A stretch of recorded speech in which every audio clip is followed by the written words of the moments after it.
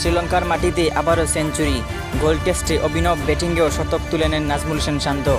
এটি শান্তর টেস্ট ক্যারিয়ারের অন্যতম একটি গুরুত্বপূর্ণ ইনিংস। এবার গড়লেন ডাবল সেঞ্চুরির কীর্তি।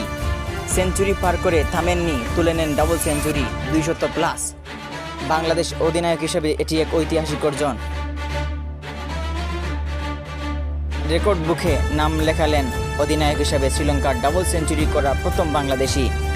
এই ইনিংসে শান্ত জায়গা নিয়েছেন বিশ্ব টেস্ট ইতিহাসেও আলাদা করে। দলের বিথ করার নেতা, কঠিন পরিস্থিতিতে ব্যাটিং করে দলের ইনিংস গড়ে দিয়েছেন শান্ত।